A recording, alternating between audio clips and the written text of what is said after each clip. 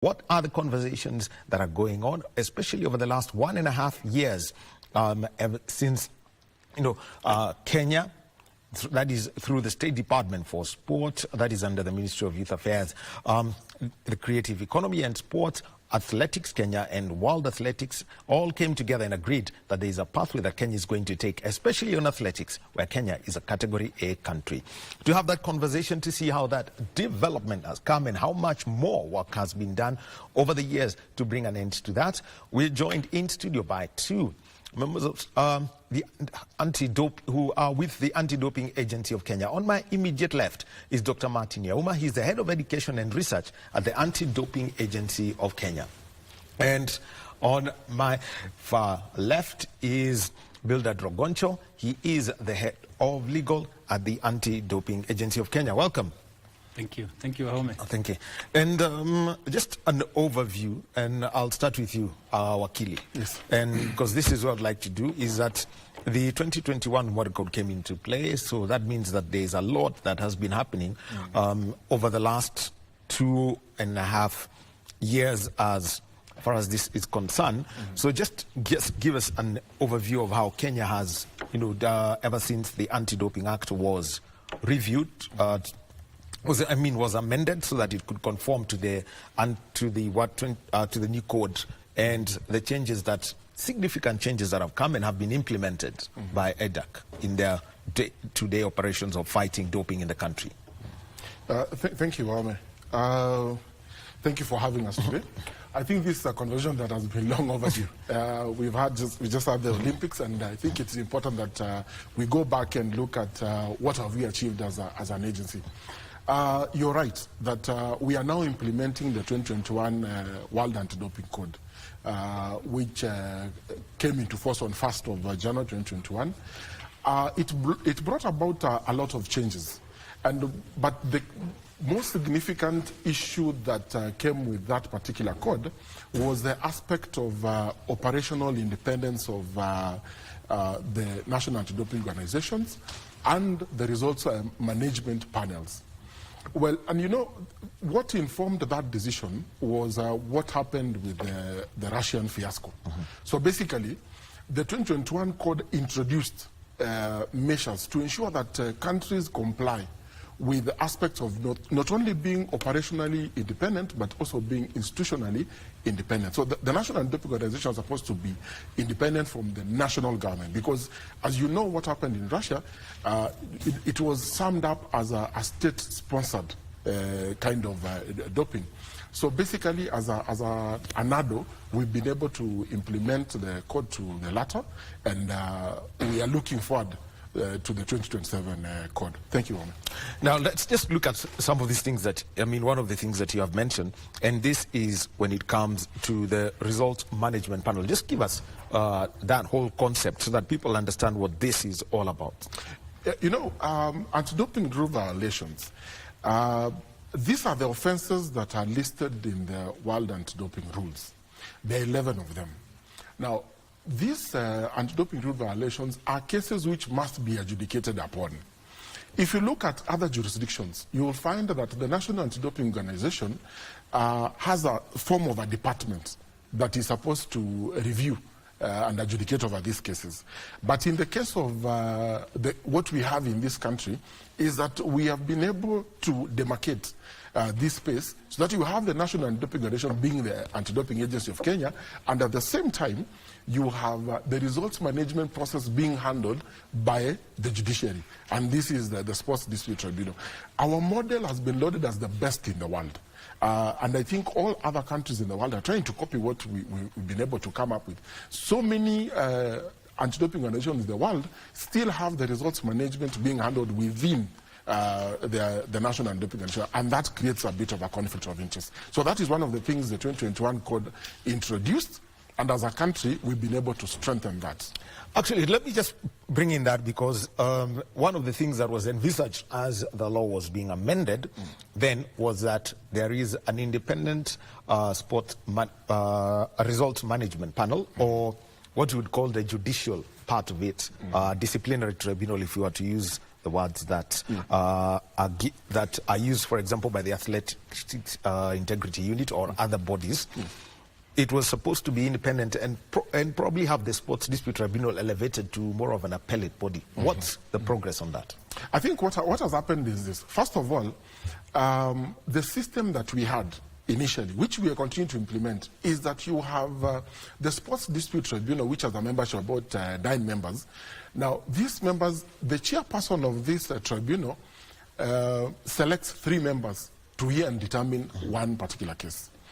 At the appellate level, the chairperson of the tribunal still selects another independent 3 members to hear and determine the appeals that arise from these first instance anti-doping violations. Now, what happened is this.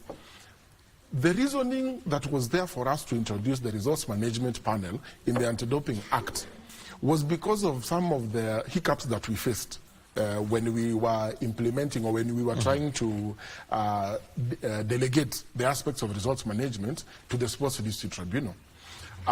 Initially, there was a misunderstanding between the Ministry of Sports and the judiciary on whether these anti-doping rule violation cases, if they are being handled by the Sports Tribunal, how are we supposed to remunerate the members of the Sports Dispute Tribunal? You know, are they supposed to get an increment in terms of the remuneration, because now they are handling matters that are beyond what was stipulated in the Sports Act. Now, we sought an advisory from the Attorney General. The Attorney General guided clearly that if you look at the Sports Act, it provides that where 2 parties agree to take a matter before the Sports Tribunal, then the Sports Tribunal has the duty to take up those matters. And that is how we were able now to get the Sports Tribunal working. But we had a lull of about, I think, a month or 2, where because of this back and forth, a few of the cases were delaying. So we came up with the Resource Management Panel as a measure where in future, if we face such a scenario, we'll be able to activate it in the Anti-Doping Act. Well, that is the basis for that, and mainly result management and also how this is handled. So at the moment, just to make it clear, is that if there is an anti-doping rule violation by a Kenyan athlete, and now the other one actually, because now let me not say Kenyan athlete, is that there is the athletes were categorized, international level and national level athletes. Just tell us how you've been handling that. Because you're tasked, for example, at the Athletics Kenya trials, say for the Olympics, to collect all the samples. Yeah.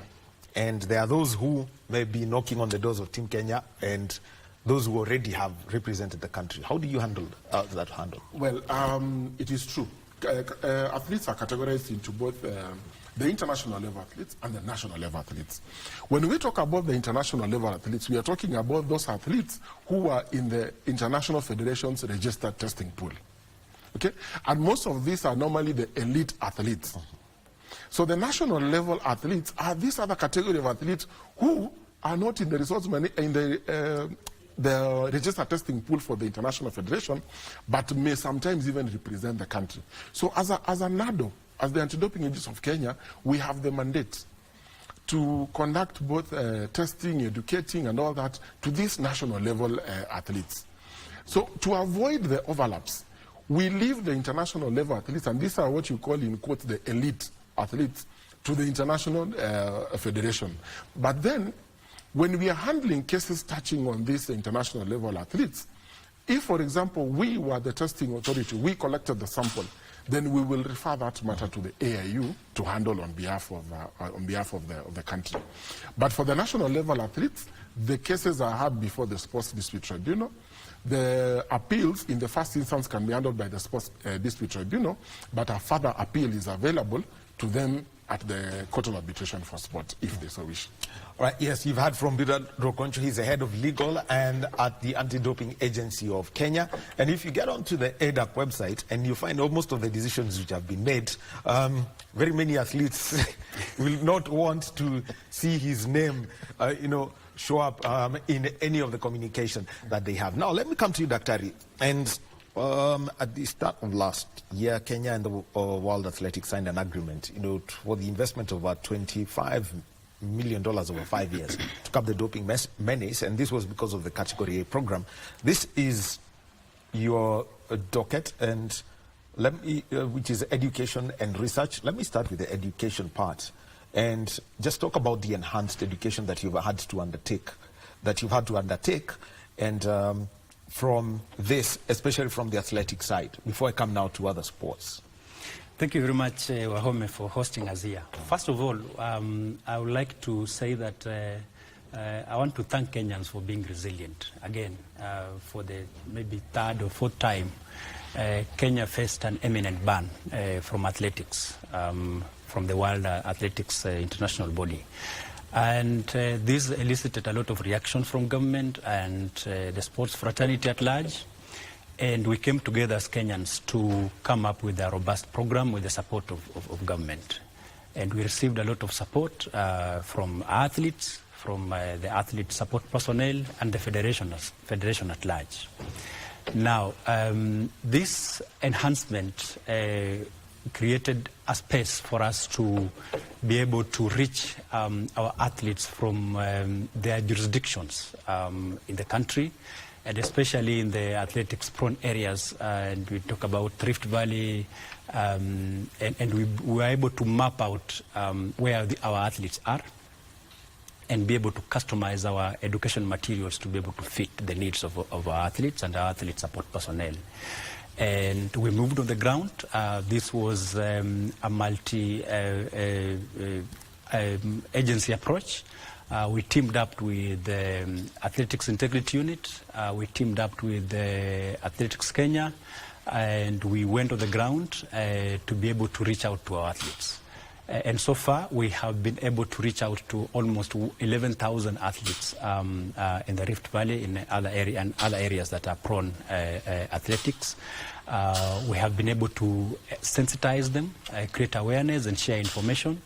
And as at now, we can say for the last 1 year and probably 2 months or so, we can confidently say that our athletes are now aware. Because, as you said, one of the fundamental areas that the code, 2021 code, emphasized is that the first encounter for an athlete to get into the anti-doping program should be through education rather than testing. And we fronted education so that then we can be able to demystify the fact that athletes need to run away from testing. We have been able now to change their attitudes towards the same. Our athletes are able to embrace it. And one of the significant achievements that we've made, that we have been able to go through the Olympics without any issues to do with doping, which is an effort that has been made through proper sensitization that we have undertaken on the ground. Now, when it comes to this education, that is a lot on athletics. And previously, we would have cases, because this is what I'd like now to link this with the testing pool. I think one of the biggest challenges has been where an athlete may have taken the out-of-competition tests, the 3 and the 1 in competition test, but missed out on the education part. Are you working with Athletics Kenya to ensure that this is achieved? Because, people, there is a hue and cry that comes with it. Okay, this athlete, he's been performing well in the local circuit. Suddenly he's eligible to compete for Kenya, but that one aspect is missing. Yes. First of all, the partnership that we are running with Athletics Kenya is such a way that by the end of the 5-year program, we ought to have built capacity of Athletics Kenya to be able now to undertake the anti-doping education independently, without of course, with collaboration with ADAC, but they should be able to be on the ground on their own. And therefore, what we did, first of all, we asked Athletics Kenya to identify personnel within their jurisdictions at their grassroots, and we were able to train 15 anti-doping educators in conjunction with the Athletics Integrity Unit, the Department of Education of Athletics Integrity Unit. And we have continued to engage these educators from Athletics Kenya together with our educators. For ADAC, we have about 20 educators. We have had a pool of about 35 educators whom we have reached the ground with them. We have also built capacity of Athletics Kenya in such a way that now they are currently undertaking a registration, because one of the areas that we really need to understand is where our athletes are, how our athletes performing, who is doing what, so that then we can be able now to be able to have a route to be able to reach them. We moved from just bringing these athletes and calling them to conferences, and we moved to where they stay, where they train from, because we wanted to create an environment where our athletes are able to be free with us and talk to us and listen to us. And that has actually worked. We have had situations where even our athletes are calling us to test them, which is something that has been unheard of previously. They were worried they need to be tested. That means they are exuding a lot of confidence that they are clean. They are going to show to the world that they are clean. And basically it's just about protecting their rights to compete in a free doping environment, which they are proud of as athletes, and probably to protect the image of the country. And therefore that milestone has been achieved tremendously. And we're looking forward to just moving forward to ensuring that we change their attitude, we capacity build them, they are much more aware, and the environment is fair, and we are showing the world that we are competing clean as a country. Okay, let me come to that, because it's a very tricky matter that we've got to deal with. You know, I can't just one day walk up to your offices or go to a competition venue and look for somebody who's got a named t-shirt and say, "Nipime." So what Dr. is talking about is, you know, athletes saying we want to be tested. How do you draw the line on that? Because ideally it's supposed to be random. It is true that, I mean, what we are achieving and what we've achieved for the last 1 year with this program is the aspect of the attitude. And that was key for us, because I think for the last, I mean, since the inception of ADAC, one of the problems that we've had over time was the aspect of, you know, how athletes perceive the Anti-Doping Agency of Kenya. Our main role is to protect the clean athlete, is to ensure that if you are an athlete and you've not taken any substances and you're competing clean, then you should be assured that when I go and compete, I'm competing against other clean athletes. And that is very, very important. The perception initially was in terms of this ADAC is out to get me. This ADAC is out to fix me. This ADAC, you know, the athletes didn't understand the doping control process. They didn't understand how this anti-doping program is actually run. And that is what we've been able to achieve for the last 1 year. Looking at the numbers that this program has enabled us to be able to meet, more and more athletes are now informed. And that is why you're seeing them saying, I know my rights. I know that I've been training clean. I know that I've not been taking the prohibited substances, because we are now giving them pocket-friendly prohibited lists. So they know that, I mean, I'm a clean athlete. And I want the world to know that as a Kenyan, I'm a clean athlete. When I go and compete in New York, I want to win, and I want to inform the world that I'm a clean athlete. But then let me tell you this, Wahome. Our testing regimen is not haphazard anymore. It is informed. We have enhanced our investigation and intelligence gathering teams, so that by the time you're coming to collect your sample, we know exactly what we are looking for. So we are moving on steadily as an anti-doping organization to try and harmonize and be able to effectively and efficiently use the resources which this government has allocated to us. And the message that we are sending to the world is that as Kenya, we are committed to this cause, and just give us time and we will be giving you very many clean teams. Daktari, let me come to this, because intelligence investigations and all the research that comes with it and what you're going to look out for. I think 6-7 years ago, the World Anti-Doping Agency, the Athletics Integrity Unit, and ADAC were involved in a process, and the whole focus was, I think I would have to go to the words of the IOC president, and in 2016 when he said that there is no that a Kenyan athlete don't have the benefit of doubt. Ideally, they were guilty even before any sample was collected. And so a lot was done. And the intelligence report came up, and 2 substances were found. There was EPO and nandrolone. Yeah. And the end, I remember when that report was presented, some federations were in shock that such a thing had happened. What's been the recent, trend about what athletes are using? Because we get to see, especially with the AIU sanctions, they are very straightforward. You have been caught with substance A, B, C, D, in the case, and I think you also got the same dispensation to announce provisional suspensions. Yeah. What's the background now, and where are the risk areas? Basically, first of all, the 2018 report that was released by WADA gave us a baseline to start on. And that report described doping in Kenya as individualized and opportunistic, as compared to the WADA, the Russian doping menace that was state-sponsored, the McLaren report. Yes. So, and it highlighted, the way you've said, some of the prominently used substances in terms of the prevalence of nandrolone, which is a steroid, EPO, especially for long-distance runners who just want to get endurance and so on and so on. And it gave us the direction in terms of our focus, in the sense that probably when now a risk assessment is undertaken to understand which areas to focus on in terms of testing and which substance to analyze when we pick these samples, whose trend has now been going on up to now, from 2018 up to right now, 2014. We have seen more or less the same substances being used by our athletes in some terms of the results that are coming up from our laboratories.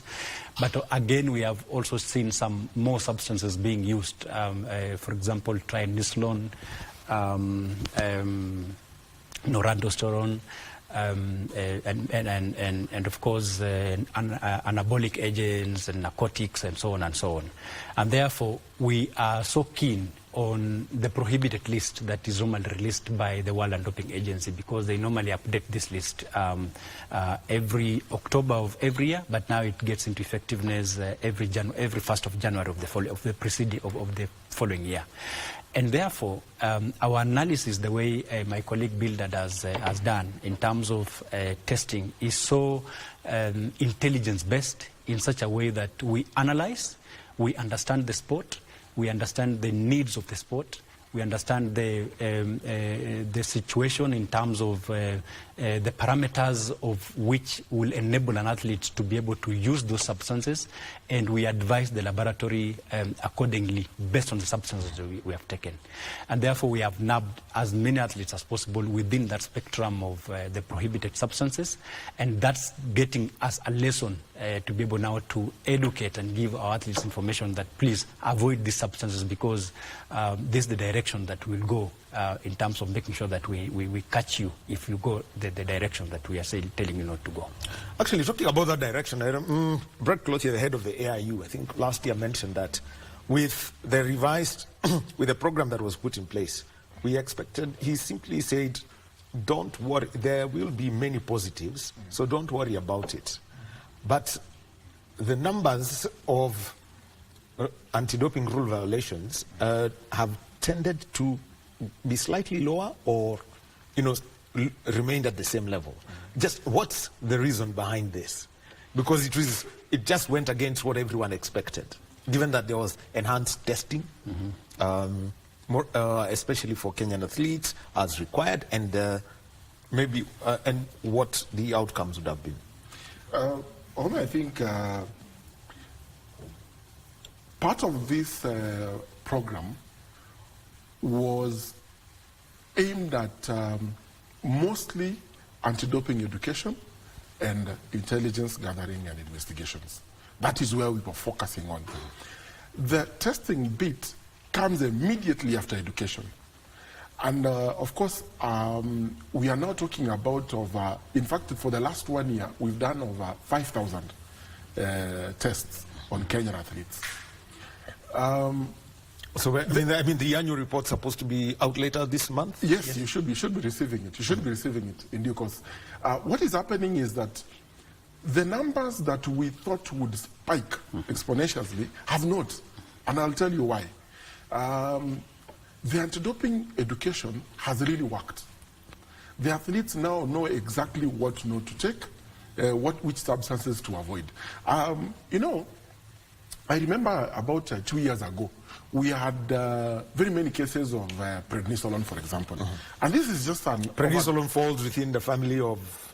These are glucocorticoids. And you find that athletes were... basically the diuretics and... Yes, yes. And you see what was happening is, this is an over-the-counter medication. And most athletes would take even the ones that are in tablet form, okay? Because prednisolone is supposed to take care of your colds and flu.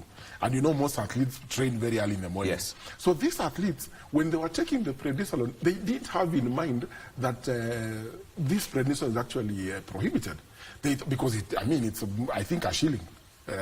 So the assumption was, for you, by this athlete, the assumption was, for you to test positive, you must have used things to do with EPO, for example, or narondosterone. Now, when we started looking at the numbers, and in terms of what the education team was able to meet, we've seen these athletes, the numbers go down. In terms of, are they now purchasing the prednisolone anymore? No, they're not doing that.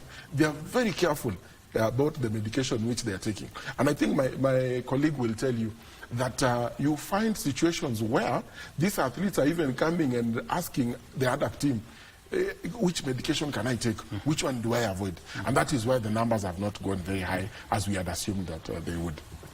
Maybe just something to add on what my colleague Bildad has said. There was a lot of self-medication being undertaken by our athletes. Now that has changed. Because now we have now advised our athletes that when you're sick, please don't self-medicate, visit a medical practitioner. And then the medical practitioner will be able to advise you on which medication is safe for you to use when you're sick. And that one has really changed because most of them have been probably maybe doping inadvertently without knowing if this medication will really contribute to them testing positive. Let me come to medical personnel here because we know that it's something that is hardly known, but I think some of the early cases that were there is that a medical practitioner was sanctioned for 2 years, and it is in the public domain. I think it was in the case of Ferdinand Omanyala where there was, he admitted it was inadvertent, and the medical practitioner just simply said, I'm not aware. So what is the whole idea here? What's education, the outreach to medical practitioners, and specifically that doctors, physios, clinical officers, such that when they are working with athletes, they know this is prohibited, this may be the case, or if somebody says I am an athlete or a sportsman, then they know the direction to take in terms of medication. Yes. First of all, when we started this program in 2016, we focused more on athletes and their coaches. And when we reached 2021, we did a survey to just understand, is there any other personnel or practitioner within the circles of this athlete that could be influencing this athlete in one way or another? And we looked at the medical practitioners.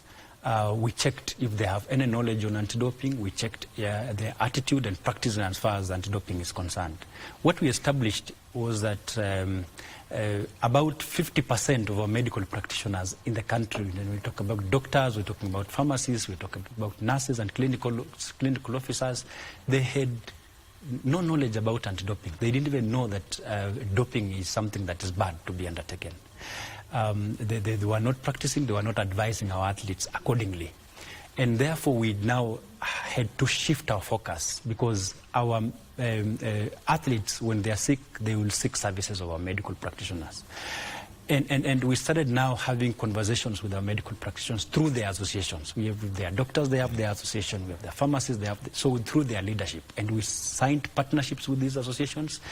And they were very happy with it in such a way that they started embracing our education platforms in such a way that those medical practitioners were even earning CBD points as professional development. So anti-doping was one of the units that they used to get the CBD points for their practitioners. That has gained a lot of traction. CBD for professional development courses. So for you to be a professional and to be in good standing for a professional body, you have to earn certain points, and therefore one of the areas that you need to use to earn the points is through capacity building and through the forums that are organized by the associations. For example, the Pharmaceutical Association, the Clinical Association, they embraced the anti-doping program as a unit within those capacity building programs. And therefore, we have been able to reach as many of these medical practitioners as possible, have had discussions with them. We have had a situation where now they are the ones even calling us to their forums. And this has changed a lot in such a way that, and the advice we've been giving to these medical practitioners is that when an athlete comes to you, one of the fundamental questions that you ask this athlete, whether they have, this patient is, whether they have any allergies for any medication. The second question should be, are you an athlete?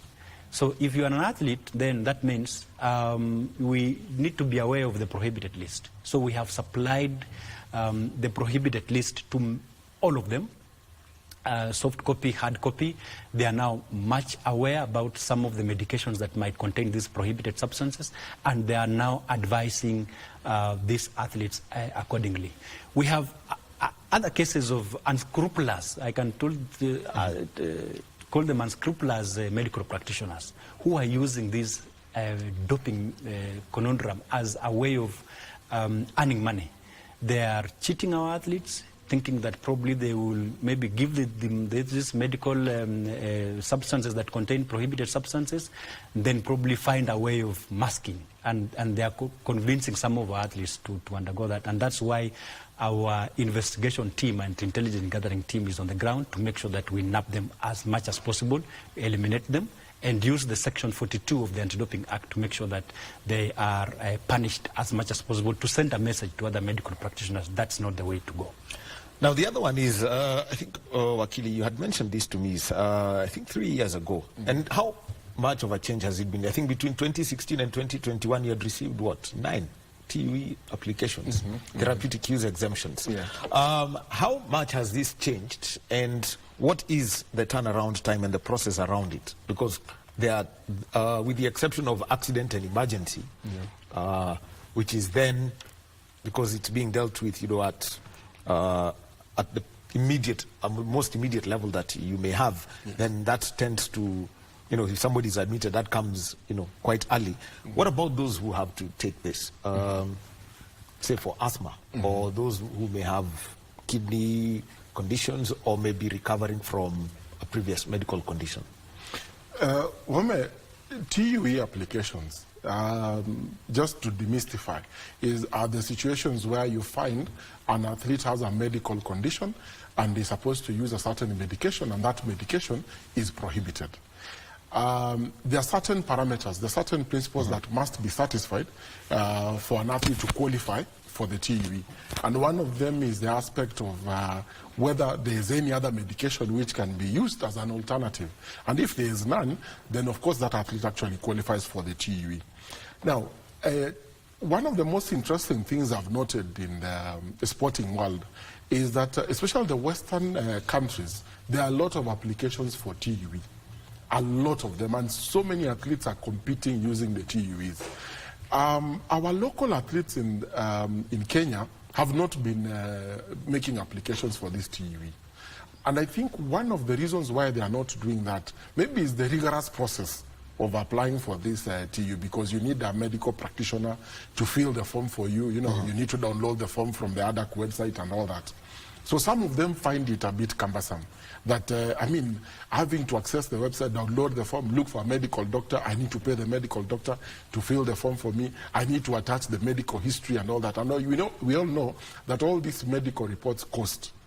So most of our athletes normally give up applying for these TUEs. And I can tell you, Wahome, I've prosecuted the number of cases where I've seen an athlete actually qualifies for a TUE. And one of the good things is that, of course, if such a scenario arises, then the members of the Sports Dispute Tribunal are able to pick that out and reduce the sanction because of, even though the athlete did not have a TUE, they ought to have actually had one.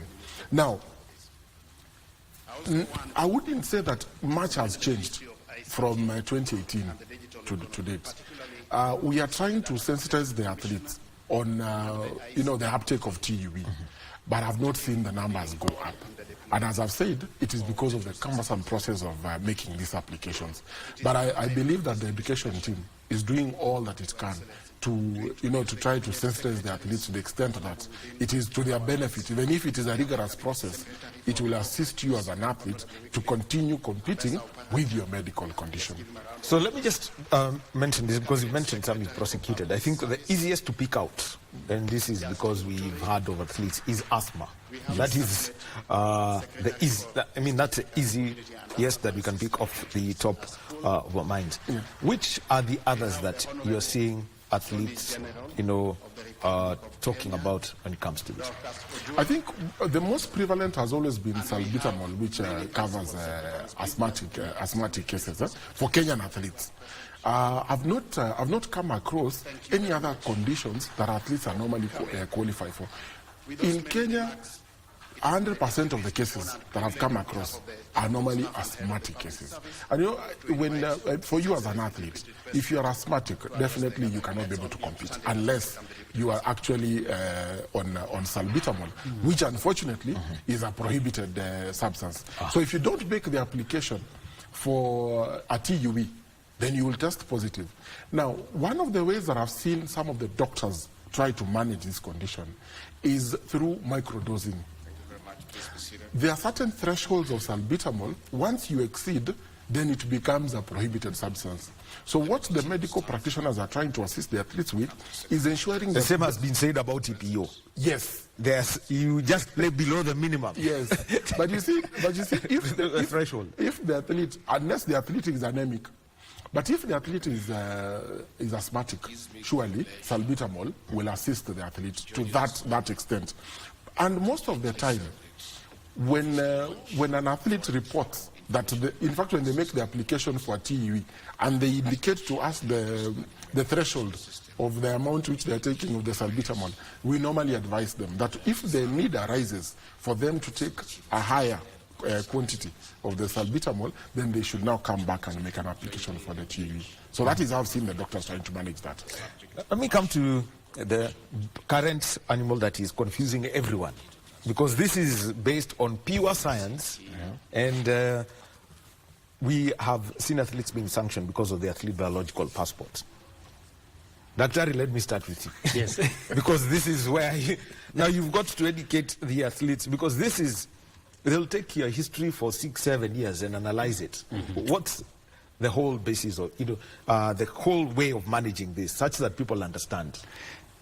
First of all, the ABP is called the Athletes Biological Passport Program.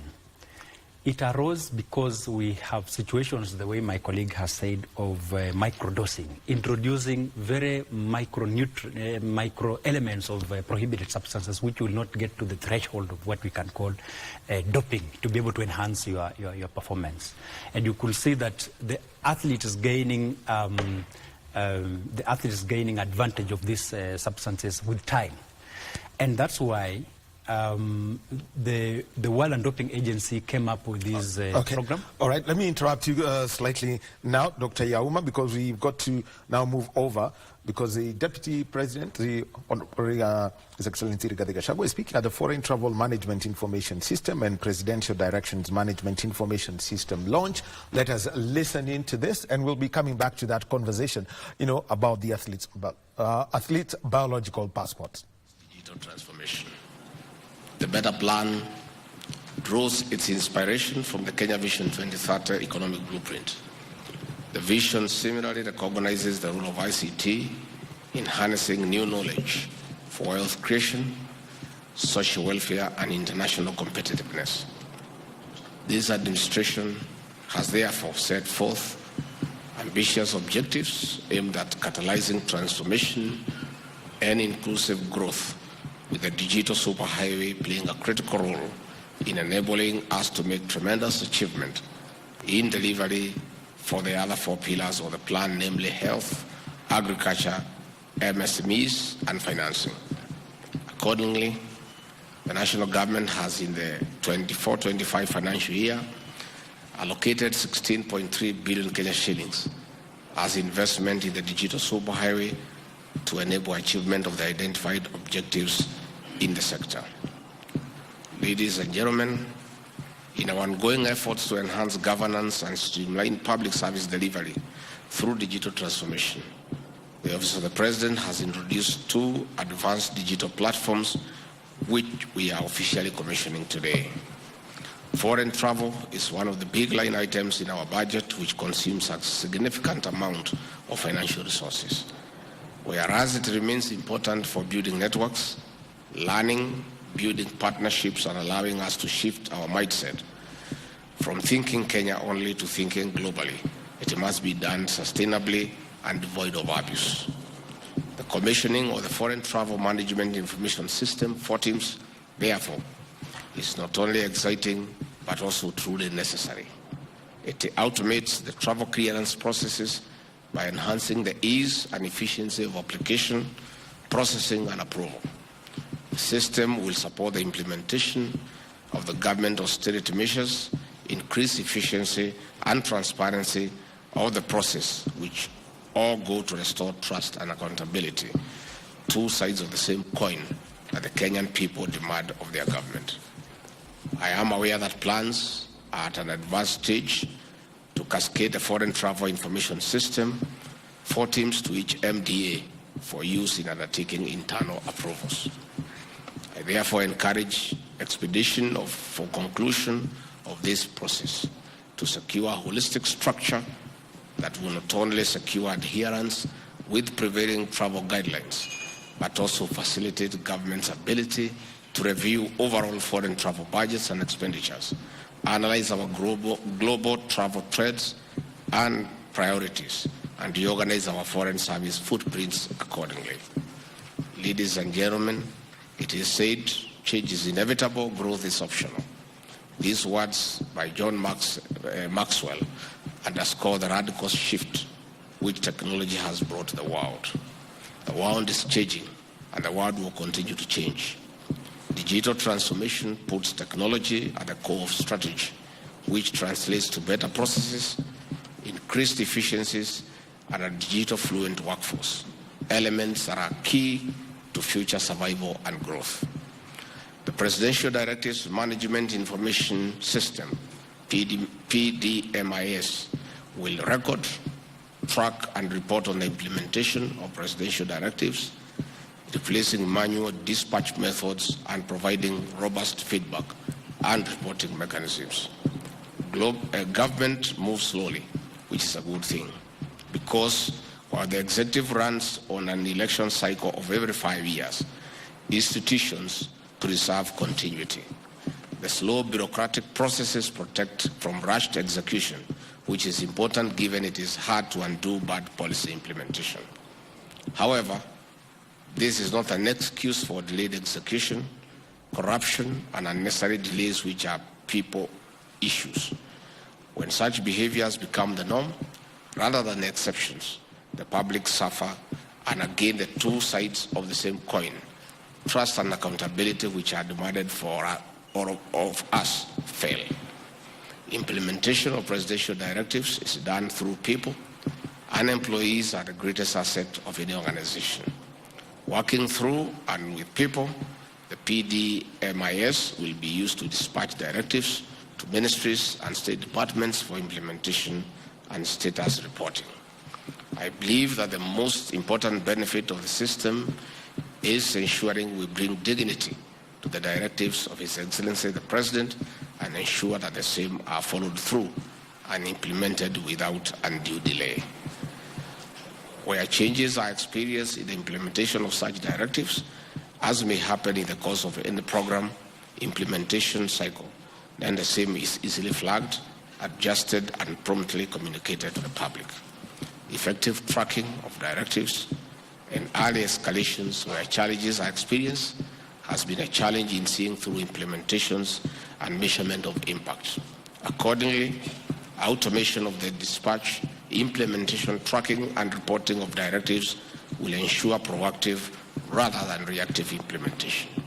I'm informed that the two systems are both homegrown, developed in-house by a team of young, innovative, technical, and ICT officers. I am proud of the fact that the public service is producing the quality and capability that we have always known to exist within. My faith in the role of the public service and its ability to shape and define young people continues to be restored when I see such outcomes. I congratulate the team for translating their patriotism and desire to transform this nation into work that has produced the systems and applications we are launching today. I invite all public officers to similarly see the potential of their skills and devise mechanisms for translating them into transformation outcomes that are necessary for bettering the lives of our people. Showcase the wonderful innovations that are within us. Remind the country of the talent and potential that the public service has to offer. Deputy President Rigathi Gachagua, who is speaking in Nairobi, and this is at the launch of the Foreign Travel Management Information System and the Presidential Directions Management Information System. Giverson Minor is our reporter at that event and is going to be giving us a full report on this information, and so this is there. We'll be taking a short break, and then when we come back, let's complete these conversations about the athlete biological passport process. That is one of the things that we'd like to take a look at. Then, who is responsible for, about the testing pool? And there was the other one. How do you make an appeal? There's been a story from the world of tennis that has rattled, the entire sporting world about anti-doping management. We do that at the other side of this break.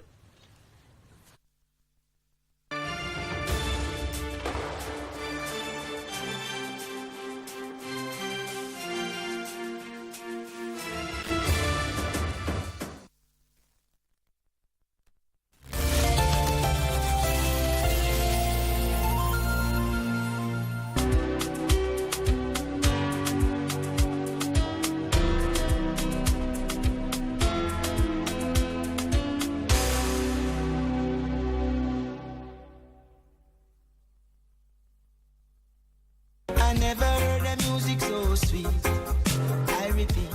Well, go on, me brethren, big things are going. Remember, each and every Monday we have to shell down the place with nothing but the best of smooth weight the vibes in your favorite station. You know these things, man. Alafu kila Tuesday, kata simu tupo side, giving you Kenyan music from the 254. And of course, you can spice up your Wednesday by enjoying blazing hot hip-hop and R&B jams. We don't got no label. She said she want bottles. Vibes and vibes as we go all across Africa, Kenya, Nigeria, Ghana, all the way to Tanzania to give you nothing but the best on Afro Thursday. Make sure you make a date with us each and every single Friday with me, DJ_Liza Diva, DJ Colder, and me, Wanjiko. This is Club One Extra. Unanifanya nisikie kunongwa. Hatija ai, mani especially ukisonga. Thank you for joining us on Healthy Living. Stay connected to Voice of America at voanews.com. A look at your kidneys and how they impact your health. And an expert discusses chronic kidney disease and how to protect yourself. And Ivorian psychologist Noor Bakayoko shares some insights on bullying and what can be done. It's important to avoid major events or major health crises. How do you know if your cough is due to a serious condition? We'll have some answers. Stay well and strive to make every day a healthy day.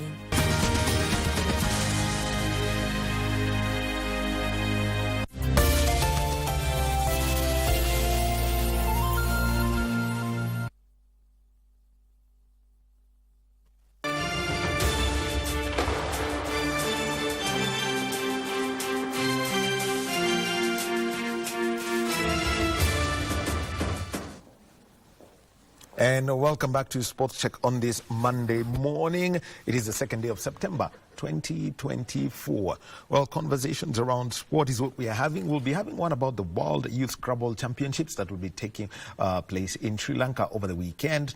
It's coming up not far from, just about, 15 or so, 15, 20 minutes time. But right now, let's conclude this conversation about the fight against doping in Kenya. And in studio with me, I have got two gentlemen. Dr. Martin Yoma is on my immediate left. He is the head of education and research at the Anti-Doping Agency of Kenya. And we also have got Bilda Drogoncha, who's the head of legal at the Anti-Doping Agency of Kenya. Our sign language interpreter at the moment, Ann Wangeshi.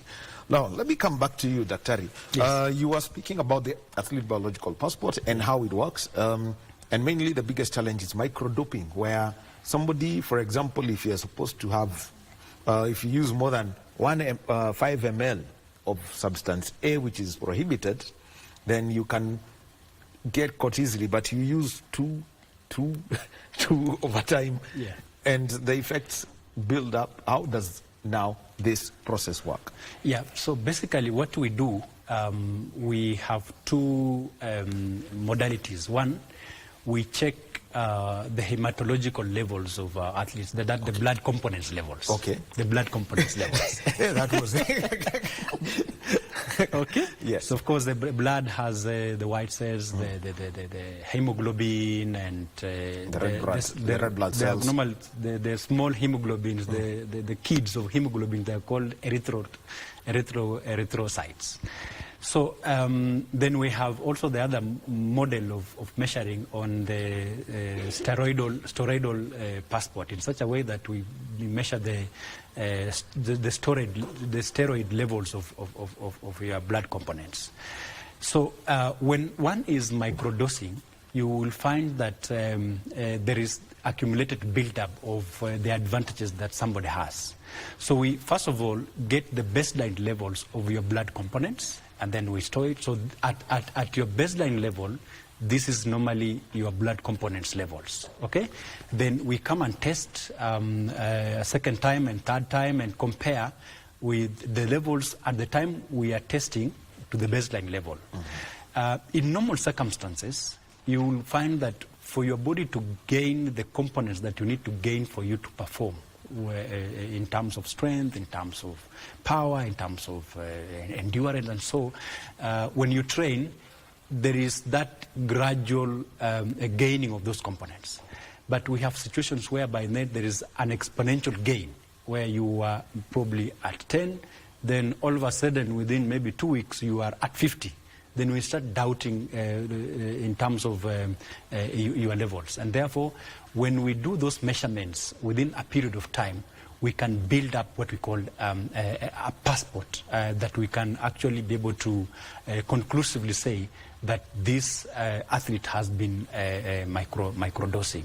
And that has now been used to be able to prosecute cases and successfully prosecute cases of athletes whom have been found to have been microdosing to those levels. So it's a very scientific process, but it's foolproof. So that at the end of it, by the time we come to the conclusion that these athletes have been microdosing, we are 100% sure that this has been the case, and it takes time. It takes time. We can take, for example, we have had cases of Ronex Kipruto by AIU. About 32 samples have been taken, all analyzed within a period of time to us to get to the conclusion that this athlete has doped. And therefore, that case stands at the tribunal, or probably any dispute mechanisms that probably the anti-doping organization can take that through to the logical conclusion. About how many years do you need to develop somebody's passport? In the case of Ronex, I think it was about 5-6 years. Yes, probably it might take even a year, depending on how many samples we take and how the results come from the laboratory, and how do we compare with the baseline levels. In circumstances probably where maybe an athlete might microdose and stay probably for maybe a longer period of time before you do that.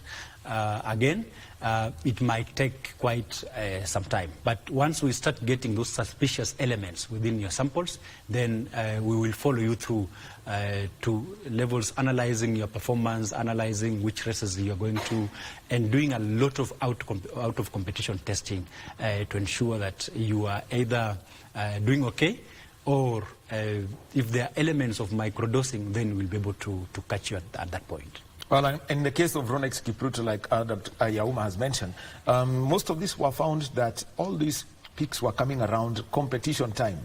So somebody's there. What's the legal risk that comes with, being involved in an? We know that we may be quite behind when it comes to this science, but for example, a Kenyan who lives and trains in the US, where this science is an everyday thing. What are the risks around this? I think one thing we need to understand is that, as I said earlier, is that testing is intelligence-based. So when we are building a passport for an athlete, in most instances, even the athlete doesn't know that that's exactly what we are doing. Because we collect your urine samples or collect your blood sample for purposes of the passport. And we analyze it based on various factors. In competition, out of competition, immediately after competition, or during long breaks, because you find that it's not only during microdosing, but also some athletes take advantage of lulls. For example, the COVID pandemic, the athletes who took advantage of that period to dope. And you see what happens is that, Wahome, some of these prohibited substances, athletes use them to enhance their performance when training. But when they are going for the competition, they don't dope. Okay, so when you test in competition, you will not find the substance. But out of competition, the athlete is engaged in doping. And that is why our testing process now is all the time. Now, I think we know of an athlete, I don't know if the case is closed, but 9 substances were found. So the case is still active. The case is still active, so we won't talk about it. So what happens is that there's a time limit for prosecution of these cases. It's supposed to be 10 years. So within a period of 10 years, we cannot prosecute the athlete. And therefore, when you're building the passport, it has to be within a time frame within which we can be able to prosecute the athlete. And we are looking at so many factors. Remember, Wahome, for us to conclude that this is doping, there must be 3 medical experts, and the athlete is normally given an opportunity to explain any variances. That is what leads to the prosecution of ABP cases. Now, let me talk about something else. And Wakili, this is, I want to throw it straight to you. 2 things. Number 1 is whereabouts. And number 2, who is responsible for the identification of athletes who can be part of a testing pool, national or international level? Because it's a conversation that everyone's having at the moment. Well, let's talk about whereabouts. Regarding whereabouts, number 1, it is the sole responsibility of the athlete to update their whereabouts. Now, let's put whereabouts aside. Let's talk about the register testing pool, because any athlete in a register testing pool is the one who is expected to provide their whereabouts. Now, for an athlete to be a part of a register testing pool, whether it is national level or at the international level, first of all, they must be informed. And what is the criteria? The criteria for you to be in a registered testing pool is at the discretion of the National Anti-Doping Organization or an anti-doping organization. It may be based on so many factors. For example, you've just broken a world record. As a National Anti-Doping Organization, I want now to test you thoroughly to ascertain that indeed this is your God-given talent and not some other manipulation that you've been engaging in. For example, an athlete whose performance has grown from nowhere, and you've heard of such athletes. Yes. You never knew this athlete. For the last 10 years, you never heard of them. They are 35 years old. They are doing a marathon in Bogota, and they have just won it with a time which we've never heard of, that is close even to a world record. We immediately pick you up and put you in a registered testing pool. Now, what is your responsibility once you're in a registered testing pool? Once you're in that particular pool as an athlete, you should provide information regarding where we can be able to find you to collect your sample for purposes of testing and analysis. You provide a 1-hour window period within a 24-hour period where we can be able, we know that your 1 hour window period is between 11 and 12. Monday to Friday, or Monday to, during a quarter period. Now, when you give us this information, then we can be able to monitor and you can be able to collect your sample at any time. If you don't give that information, then you're guilty of whereabouts failure. But it doesn't work directly. There are processes that we have to go through for you to have a whereabouts failure. In this case, then, where federations, for example, I can pick out athletics, Kenya, which has to be very strict, then how do they keep managing how do they manage their records such that they do not invite somebody who would violate the caps or the stringent rules that have been put about category A? I think the national federations have a duty. And that duty is paramount because all these athletes, for example, you picked Athletics Kenya. Anyone participating in 100 meters, marathon, 10,000, you are a member of Athletics Kenya. So Athletics Kenya is your father and mother, should have all your records. And you should abide by the rules and regulations of Athletics Kenya. That is exactly the way it's supposed to work. But as a national doping organization, we don't look at Athletics Kenya. We are more concerned with you as an athlete. So if you come and tell me that, I failed my whereabouts because I had informed the Secretary General of Athletics Kenya to provide that information to ADAC, then that's none of my business. It is you that I'm looking at. All right, now, Dr. Eric, let me come to you. This is a closing one. Some of the sanctions that have been given, we looked at athletes, actually, I would call them, not from athletics, but from other sports. They are international level athletes. But what the substances that, they were sanctioned for are available every day on the street. People use them for recreational purposes. Others say they are for religious purposes. But what's the education being given to federations, especially about what falls outside of the law? And that fine line between countries like Portugal, where anything goes, vis-a-vis what the World Anti-Doping Agency says is considered a global narcotic? Yes. First of all, the prohibited list applies globally. So it's a standard that once you plunge yourself into sport as an athlete, then you are bound to abide by the prohibited list. Then it means those substances that are enlisted in the prohibited list, you are not supposed to take, whether you are from Portugal or you are from Meru. and therefore, what we are telling our athletes is that there is the principle of strict liability, that the athlete is ultimately responsible for what they ingest or what they apply and what they take. In the sense that now the athletes needs to be aware of the environment, aware of their life, and take charge of their lives. So, and basically we just normally advise our athletes is that if they're not sure about whatever they are doing, we are always available to educate them, to give them the information they need so that they can have the capacity to make informed decisions. Making an informed decision meaning that they are making a decision that they are all aware of the consequences of such kinds of decisions. And they know all that.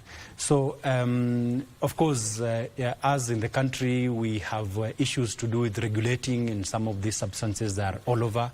And especially if you talk about supplements, they are being sold over the counter in chemists and even in shops. And therefore, we normally just advise our athletes to be aware and be wary of these substances, because you never know the risks that one will be taking if they get these substances into their bodies. So the education will continue. And we're just taking it not just at the elite level, we are even coming low to school-going children who talent is just now being detected, to embrace what we call values-based education, so that these children they can have values. One of the values being honest, another value is just being respectful of the rules and respecting others, excellence in performance and commitment to it, so that then all efforts have to go towards achieving zero tolerance to doping. And therefore, if they observe these values, then we'll expect that the doping levels will be prevented to a larger extent. All right. Closing. Can I comment on that one? Comment. Just to protect or to defend the people of Portugal and Meru. I think the anti-doping program discovered that there's something we call recreational drugs. Yes. Okay? I'm talking about THC, cannabis. And what the anti-doping program decided to do is that the rules that pertain to such drugs are not as stringent as when you're talking about EPO, for example. So it talks about a 6 months period of ineligibility. But if, if an athlete even agrees to go for rehab, can get even a month period of ineligibility. Because these are drugs that are been legalized in certain countries. And therefore, as my brother has said, the anti-doping program is supposed to be harmonized globally. So the sanction that you are giving in Kenya should be the same sanction that is being given in Tokyo. And therefore, my brother and sisters in Portugal and Meru can rest easy that they have been taken care of. Well, Dr. Yauma, people in Portugal and Meru, they will be having conversations with you to get more education about some of these things. Thank you very much, gentlemen. Dr. Martin Yauma is the head of education and research at the Anti-Doping Agency of Kenya. A lot of more conversations that, that are bound to take place. And also, Wildred Rogoncho, head of legal, the Anti-Doping Agency of Kenya. Thank you for being with us. This is a conversation that we can catch up on, especially after they give us a report and tell us what next and the developments that we'd expect in this field in the country. Well, we'll be taking a short break, and when we get back, let's talk to some of our youngsters, Gen Alpha to be specific. So we are very, very, very safe. There is going to be nothing to resist here, but the Paralympics are going on. And let's get to hear the story of Helen Wawera, who is a power lifter. She's going to be competing on Wednesday. Let's get to hear her story.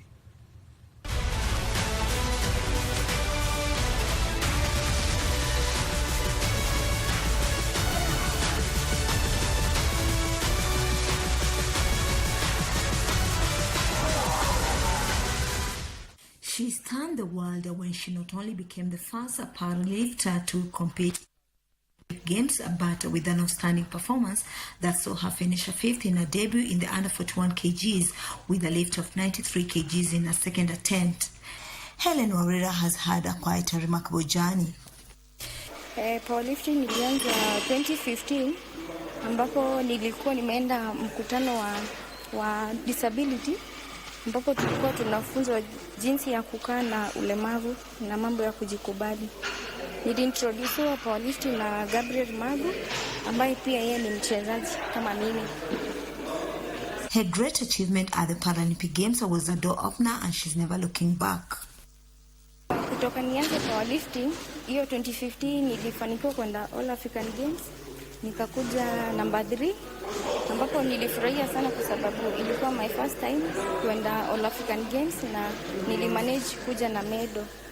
Kutoka hapo nimekuwa nikienda michezo mingi na zile mingi nimemaliza number 4, but 2019 nilienda nikakuwa number 1 ambapo ilikuwa World Championship in Nigeria. 2018 nilifanikiwa kwenda Commonwealth Games na nilimaliza number 4.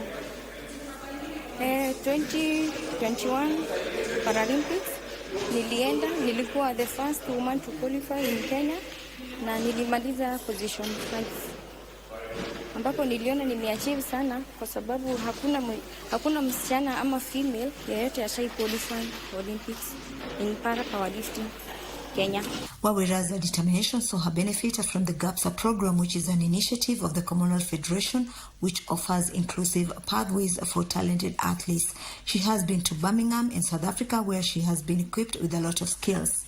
Okay, so far naweza sema nimeimprove on my techniques na nimejua jinsi ambavyo naweza improve kwa sababu program imechange venye nilikuwa na train kitambo.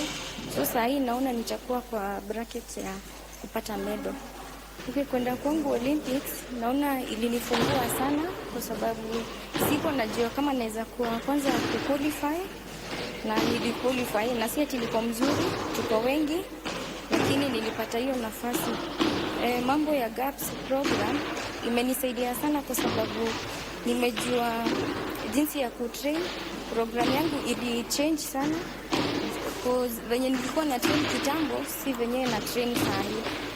Na at least naweza sema nilifunzwa techniques ambazo zinaweza nizuia kuzuia kupata injury. So naona hiyo imefanya ni improve sana.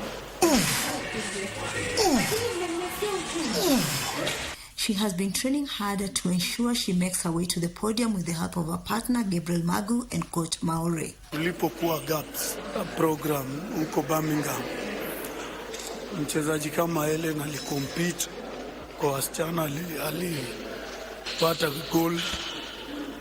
Tukarudi South Africa akapata gold tena, na sana wale opponents wake ni wale tu tulikutana, wengi wao ni wale tu tulikutana nao GAPS Birmingham na South Africa. So hiyo inanipa motisha, inanionyesha atapata medali. Niko training partner wao, nawasaidia kuimprove pale walikuwa wamefikisha last time, ile ya Commonwealth yenye tulikuwa tumefanya last time. So we are trying to have a new program whereby we will help them to achieve wapate like a medal, because last time tuli miss na kidogo sana. So now we are doing a new program, hoping tutapata medal and make it to the podium she did in the 2022 Commonwealth Games in Birmingham, where she won a bronze medal and the first for the nation. Helen Warera is now looking forward to another podium finisher this time around in the 2024 Paris Paralympic Games. Ninaweza sema niko ready sahi na nitaperform vizuri because niko prepared kupata medal.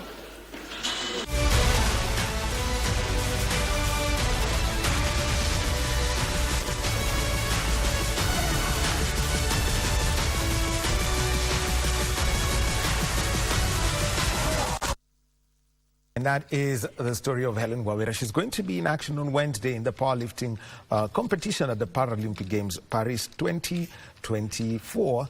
And, also, keeping our eyes on the 1,500 meters T11. It's taking just place just around now. So we'll be, by the time we finish the program, we'll be just giving you a hint of what the outcome is. But right now, we move on to our second conversation. Before I introduce my guest, just a reminder that our sign language interpreter is Ann Wangeshi.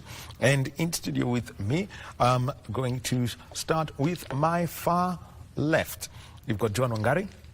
She is in charge of publicity and marketing at Scrabble Kenya. John, welcome. Thank you, sir. And then in the middle, in green, and first of all, thank you. First of all, Cynthia, yes. How are you? I'm very fine. Are your teachers in school? I am not very sure. Well, she's from Kahuia Girls High School, and she's part of the Scrabble Kenya team that's going to be traveling to Sri Lanka this weekend for the World Youth Scrabble Championships. Welcome. Thank you so much. So after this, just confirm so that people don't say that you did run away. She's got the permission. I will. You sure will. So you've got what, 10 days off for the third term? Yeah. Good. And then we've got Joy and Jerry. Joy, how are you? I'm good. Yeah. From Brookshine. Yeah, Brookshine Schools. Brookshine Schools. Yeah. Yes, and she's also part of the team, and they're also part of what is known as a brainy bunch under Joan. Apa sasa, there's a rule you have violated. Which one? 2/3. Unfortunately, one of our students who was supposed to come from Star Boy Center was not available. You have to organize with schools. They have certain rules. So we had to adhere to that. And also because of preparations, we had to give them the time. But we are diverse. We have both the male and the female gender. So let's just start with this and, building up as Scrabble Kenya towards the World Youth Scrabble Championships. Yes. Just give us what the process has been over the last 8 months of the year. By the time, over the weekend, you are taking them through their paces before they travel tomorrow. Yeah, some will travel tomorrow, the others will travel on Wednesday. Yes. So over the past 8 months, we've had various qualifiers. We had the Nairobi Scrabble qualifiers held at Starehe Boys Center. That was in second term. The other regions, the Central region, Western region, they did their qualifiers in the first term. So a group of students from different schools participated in the qualifiers. The kids who qualified were supposed to do nationals. So unfortunately, with the Maandamano that went on, we had our nationals in Mombasa at Aga Khan, and due to the Maandamano during that time, we only had very few numbers as compared to what we had been expecting. Most schools were fearful of the climate in terms of safety of the students. But the few that were able to attend, we had a total of almost 100 students. And out of the 100, we were able to pick the top 10, or rather, they were qualified. The top 10 best students qualified to represent Kenya in the World Youth Scrabble Championship. And then we had 5 reserves. So from this particular group, you have under 15 and under 19 all together in one roof, participating for that one chance to represent Kenya in the world. Yeah.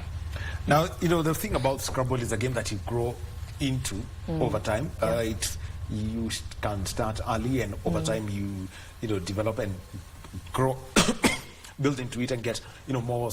As your skill level grows, you can compete against anyone. Yeah. How have you been able, to blend with the under 15s, who would be around Form 1, Form 2, and the under 19s would be those who are in Form 3, Form 4? So I would actually surprise you that we have as young as 7 years, 6-year-olds who are learning the game of Scrabble in school. So in a competition level, what you're learning in class is what you're taking to this board. Be it biology, chemistry, language, anything that is a language or anything that is a word that is valid in Scrabble is playable. So when it comes to the under 15-year-olds, we take them through the steps of understanding what they're playing. So from the word the rack you already have. The rack meaning the 7 letters you have on your rack. Once you look at that rack, what do you do with that particular tiles, or those particular tiles? How do you play to maximize on those scores?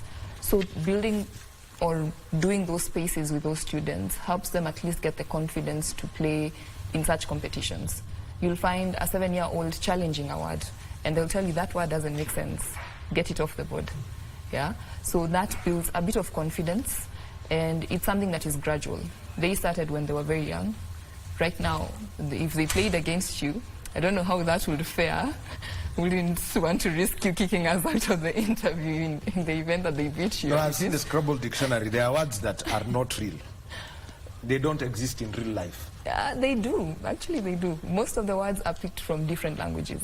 So as we've had severally in our conversations, words being picked from different languages. We have words from the Swahili language, words from words that kinda come from Kikuyu or Luo language, but they have English meanings. But they're just picked from different regions in the world. Yeah. So Kogeria is a word, Now you're pushing it, but no. Yeah. All right. So let me come to you, Cynthia. And actually, it's quite interesting. You have played together for the same team previously. Yeah. Before she joined Brookshire. But let me just come to you, Cynthia. Just take us through your journey in this sport and how you've grown to a level now that you're representing the country. Okay, Scrabble is a game I never knew. It is something I came to learn in high school. But during the Corona period, I identified the game, started playing it with my family, my mom and my sister and my other siblings. And it was something common for the house. We just play it on a Sunday morning and everything, or after church or something. And maybe I would say I never took so much keen into it until I went to Kahutia, that is back in 2022. And there was surprisingly a notice of whoever wants to join Scrabble. And I knew the game, so I just wanted to try and see how it goes, if it's different with what I used to do. And my coach took me through, I have learned for those years. It has been a long journey. The name of the coach. That's a person to be proud of. Yes, my coach, Mr. Patrick Manyara. He has been my coach for the last year that I've been training so seriously this game. And he has took me to very many tournaments, taught me how to play, disciplined me with the right words. If I play wrong words, you get some discipline, get corrected. And with all that discipline, growing and learning these new words, till today I still learn new words, and it has inspired me. It is something that I've taken into my life. It is something that I would want to continue with, and it has been helping me. Even in my sad moments, I'll play Scrabble and I'll be like, at least I'm feeling much better. And right now, I am very glad that I am representing Kenya next week, and I hope that I will continue doing that for the next years to come. And Joy and Jerry here is with us. Just take us through your Scrabble journey. So I started playing Scrabble when I think I was in class 5, and back at that time, Scrabble wasn't very common to people my age. Like it was more about the. What was common for an 8, 9, 10-year-old then? Like during that time, it was all about kids playing football, just like going out. You wouldn't expect a child or someone so young to be playing a mind game, and so there weren't so many. Your PlayStation. At that time. So for you, it was all about the outdoors. Yeah, so at that time, there aren't very many tournaments for people around my age bracket or people even below 18. So I would go and play tournaments with my sister where I would actually play with people from university or adults. I would actually play with adults, and I would get beaten so thoroughly. But you know, when you're a child and everybody's like looking at you and patting your back and telling you you're going to be something really big. And I remember my first tournament was in Standard Chartered, and I was basically the last because every other person that followed me did not show up for the tournament. And everyone was like, just know you're not last, and you can be something really great. And I continued practicing. My sister became my coach, John, and I started going to tournaments, and I worked my way up to a point I was now getting confidence. Like I would go to a tournament with the mentality that I can actually become a top, like start with, I can be top 10, and then next I can be top 5. And last year when I joined Kahu here, it was the first time that I actually started playing with people my age, and I realized, wow, there are actually other people my age who actually play the game. And I started training with Mr. Manyara and the rest of the team, and we went for tournaments, and it was really helpful because when I was at home, I trained with my sister, and when I was in school, so my ability to play the game, which grew really fast. And I came from being a beginner to someone where I would go somewhere when I would go to a tournament, and everyone was like, that Form 1, be scared of that Form 1. She's beating people so thoroughly. And I remember my first tournament in high school, I became, I think, 4th, and I was so happy. Ulikuwa namba ngapi? The first tournament. Wait. Tulienda Kagumo. Yeah. Oh, Kagumo, I think I was also kind of a beginner. Somewhere there, but I can't really remember. But I remember that was not the very good tournament, but yeah. Okay. Continue. And it reached a point where everyone just had Kahu here, and it used to be me, Sian, Jemima, and CJ, and everybody would like see us, and they would be terrified. And you had to not have that ego worry, so that like you just couldn't put yourself in such a higher rank, because you know the pride comes before fall. So you just had to humble yourself and just play the game to your very best. And I continued with the tournaments. I used to go to my sister. I played adults, and eventually I was constantly on the top 3. And top 3, number 2, 3, 2, 3, 2, 3. I've never really become number 1, but soon, real soon, they should be afraid. People in Division C, I'm coming for them. And yeah, and we've gotten so many opportunities to travel to Nigeria to represent Africa, and we became number 2, which was really nice. And you get to play with people so young. I got beaten by an 8-year-old Nigerian boy. And weirdly, you don't even get embarrassed, you're just in shock, because you're like, by the time this boy is my age, he'll be unstoppable, he'll be winning the world. And it's amazing to see that younger people, our next generation, have started to play the game and they are learning. And it means that maybe in the next generation, the youth will be the ones leading in Scrabble instead of the old guys. Something that she has mentioned, Joanna, I want to come to this, is the fact that when she started playing, she was competing with adults. Yeah. And for you now to bring in what we call the age grade competitions, what was the work that Scrabble Kenya did and how that accepted? Because you do, with the exception of that Nigerian who's 8, every 8-year-old wants to not compete but have fun and pick up anything and everything around the sport. Yeah. So Scrabble Kenya has been very instrumental in taking the game of Scrabble to schools. One of the biggest challenges that the Federation has faced is the lack of knowledge about the importance and also the benefits of this particular game. So you'll find there are students who play this game in their dormitories during sports day at school, but they're not exposed to these competitions. So during her time, you'd find that the competitions are far in between and they're not as exposed. So maybe a school might fear to participate in a competition which they have no knowledge about. So slowly by slowly, since those years till now, we've seen a rise in numbers in terms of the schools that are taking up the game, in terms of even the numbers of participants. So you find a school will upgrade the number of students that are playing from maybe 5 to 15 or 20. And most of the time you find the challenge is the boards. So if you tell a public high school in Mashinani to buy such a board, becomes an issue. This you'll find them on the street. But then you can get them in downtown for quite the affordable price.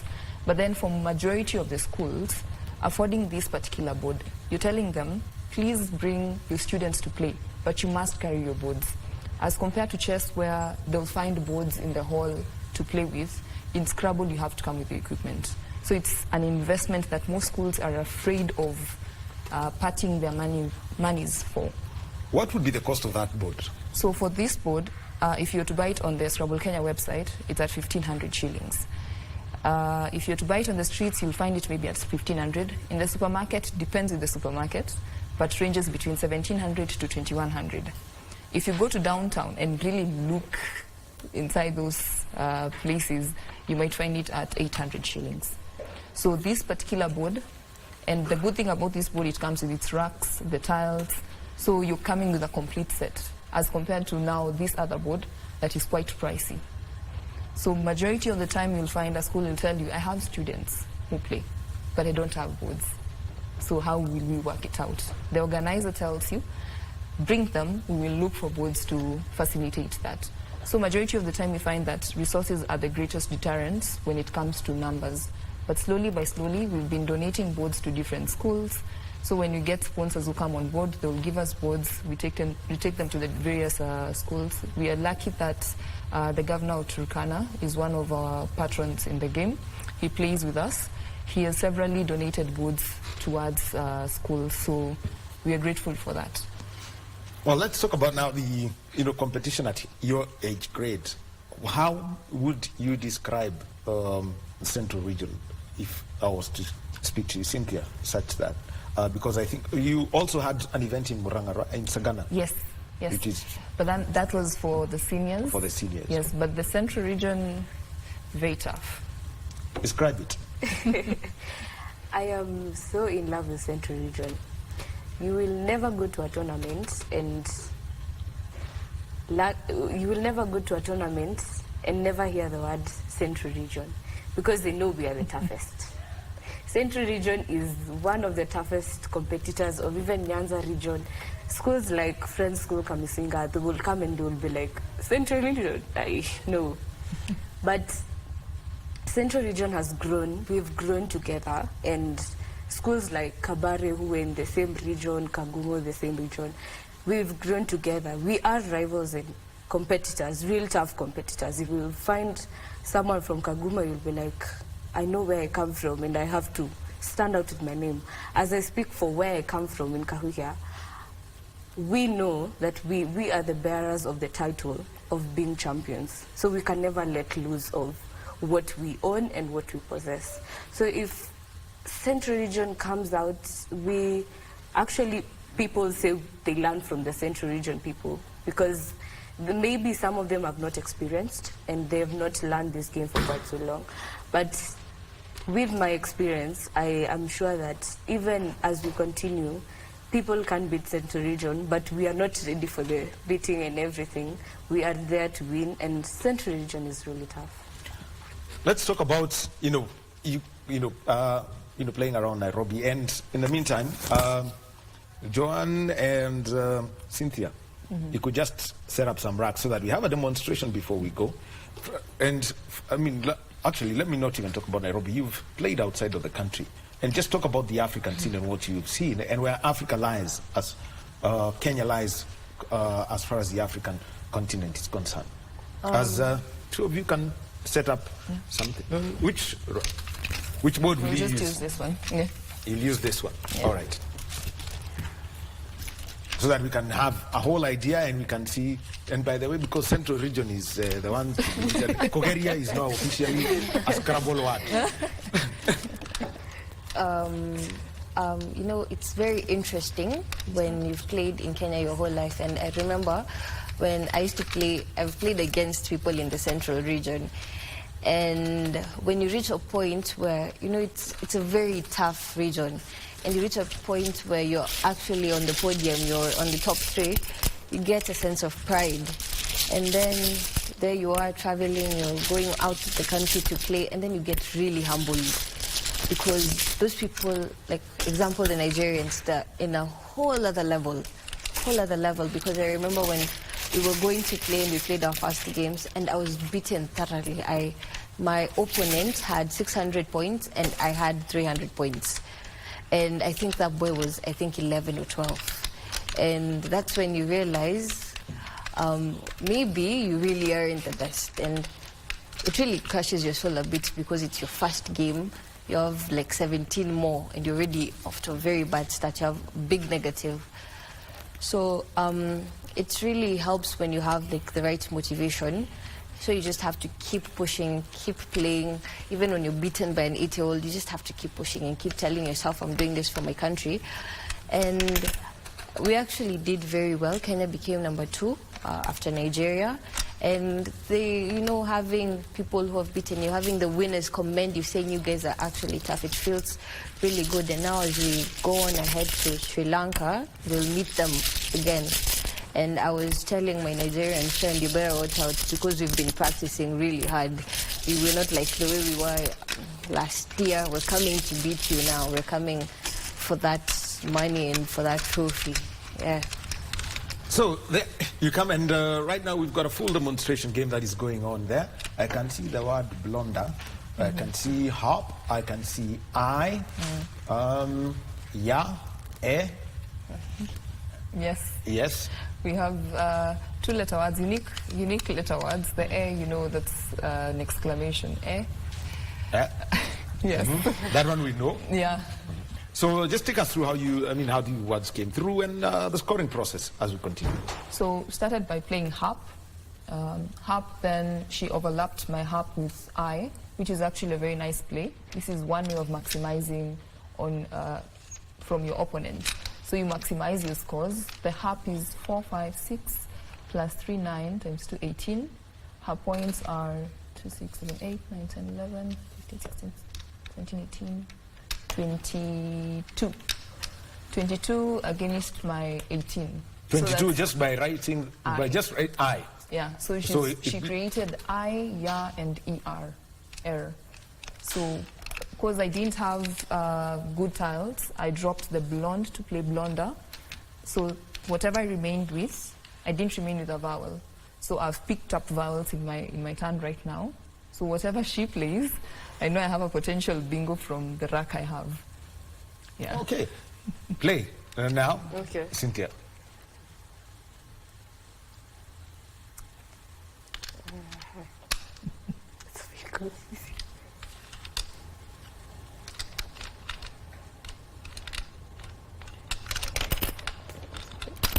The only change to the rules is that you're able to speak out and say which one you're playing. Actually,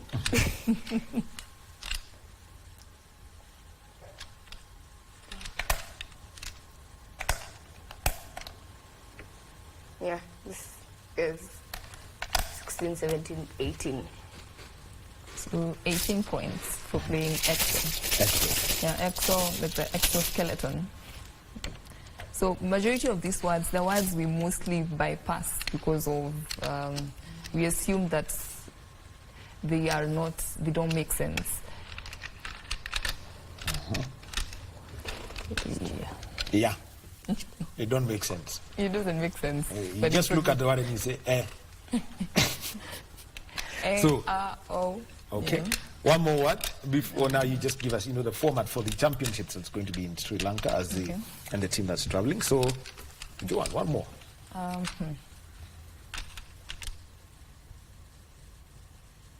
Seems to be a quite. I'll just play something.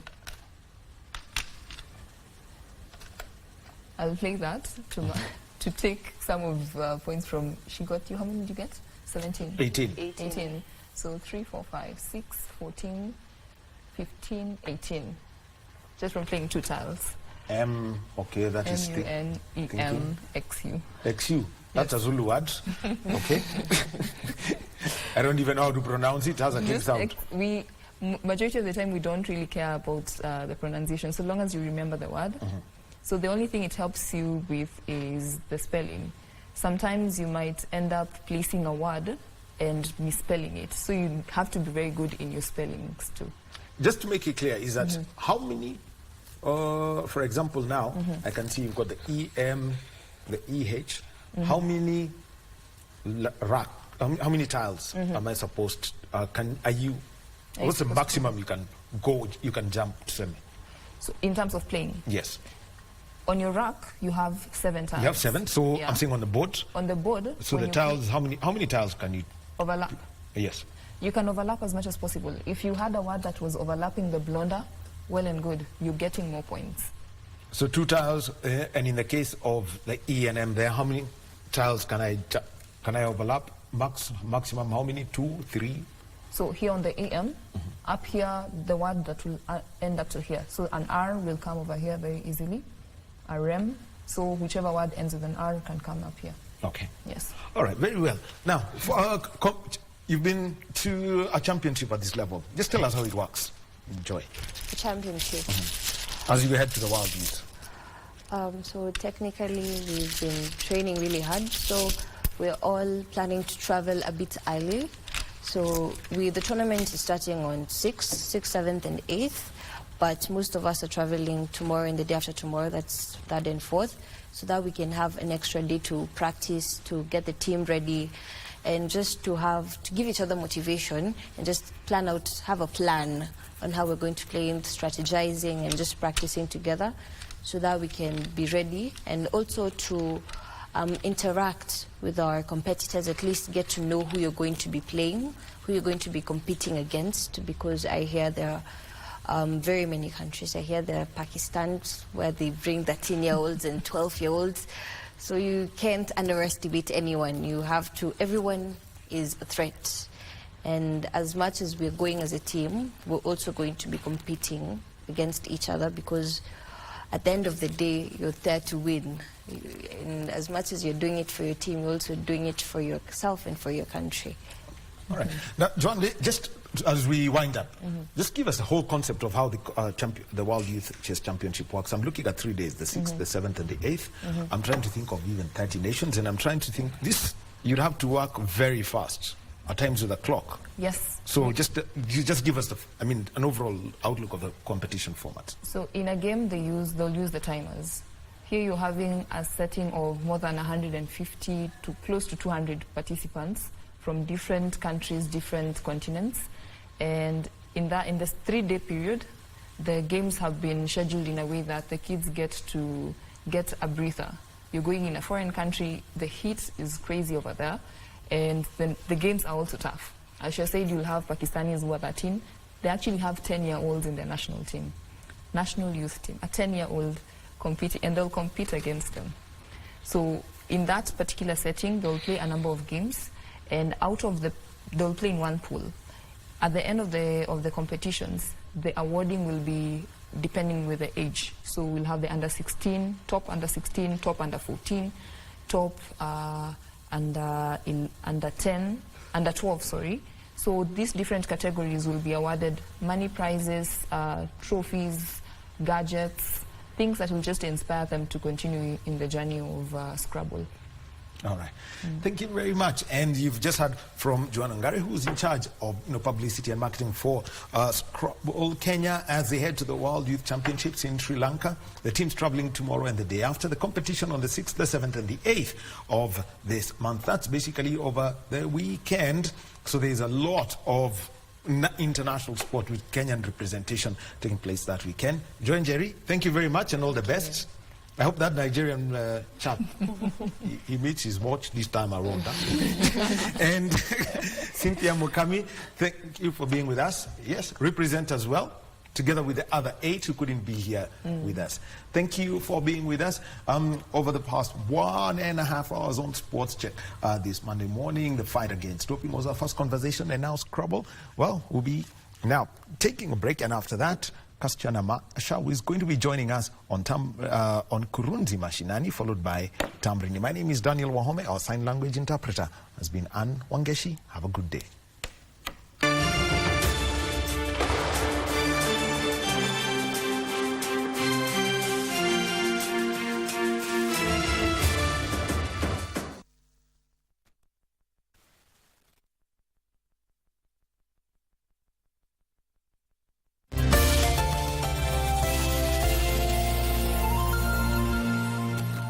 The dhow business is common in the coastal region, but yeah, we have one in Lake Victoria in Kisumu.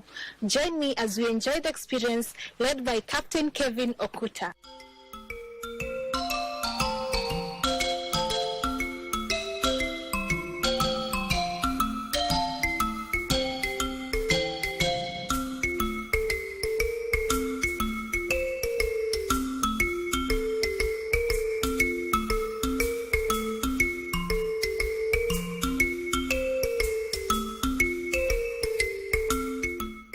Captain, Hi. Karibu sana. Asante. Nafurahi sana kwa maji. I love water. Your first time, huh? No, not my first time, but being in Auranalo, you call it, is my first time. Welcome. Yes. My name is Kevin Okuta. I'm the Nalo captain, Auranalo captain. So, Aura, as we know, in the Luo, Aura means river.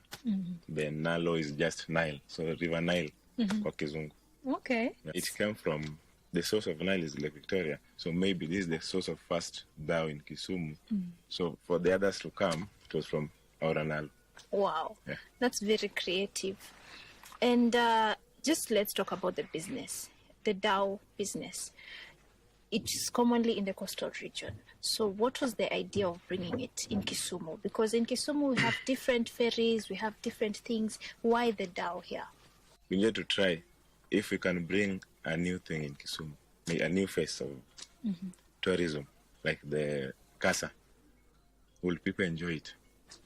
Because you find many people are going to Lamu or Diani for a boat ride in the dam. So we decided to, let's try it in Kisumu, if they can divert and come to Kisumu also. Okay.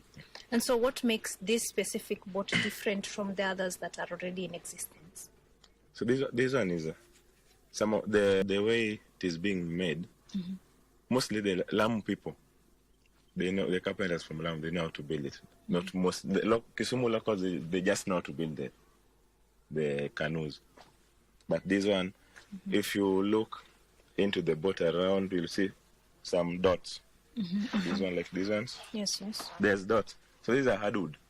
It comes from, some from Uganda, some from Congo. So the hardwood is being connected just with the wood also. They drill it, then they connect it with the wood. So it's something which can take around 6 months to build the dhow. So mostly we found that in Kisumu, we don't have those who can build this kind of thing. So for us to have it, we had to go to Lamu. They make it from there, around 6 months. Then from Mombasa, we took a trailer. We loaded it on a trailer to Kisumu. Okay. Then it was launched at Dunga Beach, where we did some repair. Then we painted the sides.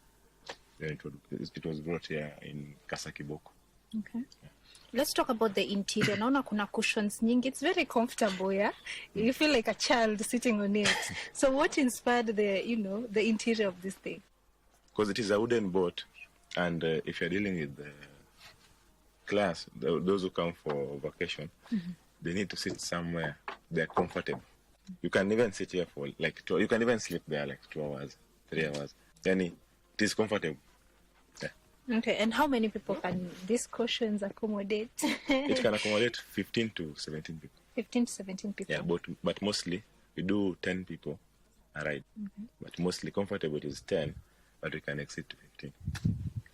Considering hii ni biashara, sindio?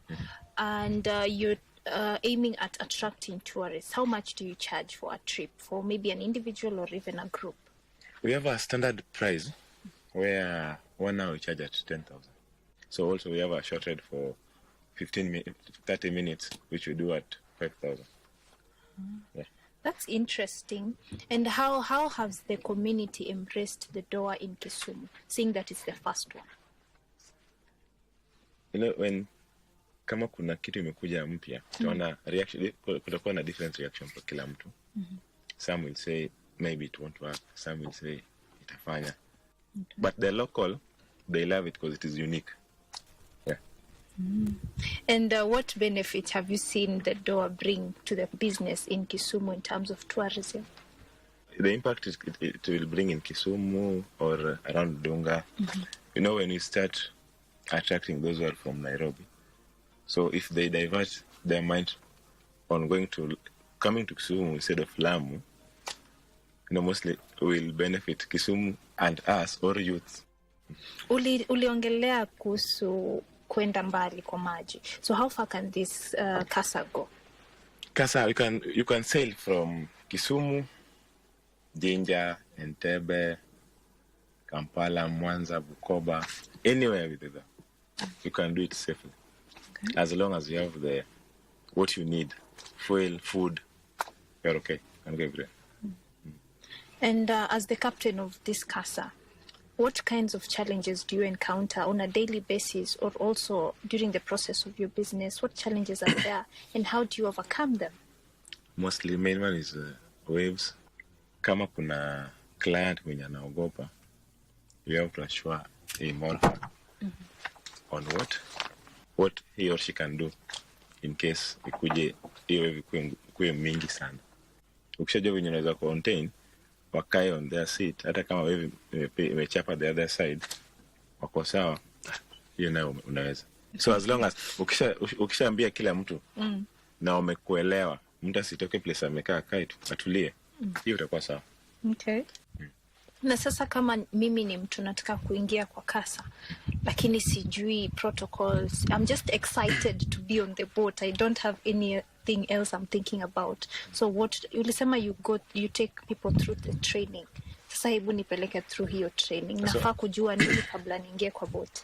So mostly the drills which we do, we just unajua kuna in case hii ifanyike, vaa jacket, in case hii ifanyike, unaweza fanya hivi. Ni chenye ukishaingia pale, ushatoa viatu, hiyo ndio nitakwambia. Toa viatu, then nitakupea life jacket uvae. Ukishavaa, then nitakuweka place, nitakuuliza place nitakukaa. Juu kwa mkoa wawili, sisema kuja ukae hapa ama kaa pale. Kuna wenye wanapenda kukaa pale juu. Nitakwambia ndio ukae hapa, ukishakaa nitakwambia in case tuende pepe kuwe mingi, maintain tu hiyo place yako. Vaa jacket yako na uvae tight. Inafaa ikuwe tight. Juu ukiweka tu loose, ukianguka hii inatoka, wenye unabeba mkono juu, hii itatoka. Ikuache. Kama iko tight, haizitoka hapa na hapa. So juu wanasema it can hold you up to 6 hours. So swali langu la mwisho ni where do you see Kasa ikienda? What is the future plan for the Kasa business in Kisumu? After a year or two, we want to bring another Kasa. So tunataka ikue, si mimi peke yangu nipate hiyo opportunity ya kuwa captain hapa. Tunataka ikiweza in the next 2 years tulete ingine tena tupeleke kama ni Dunga Hill Camp ama tupeleke Dunga Beach moja, tena watu wengine 3 pia waingie hapo, wenye wako na hiyo passion ya maji waingie hapo, wakuwe employed hapo, inaweza kuwa sawa. Asante sana. It is actually a very good experience. I feel very jumpy and bouncy in this thing. So come experience the Dao in Kisumu. Usiende mbali sana, usiende Lamu sana. It's good kwenda Lamu, but tuko nayo moja hapa. Kuja experience hiyo moja. This has been a good experience. Tuonane wakati mwingine.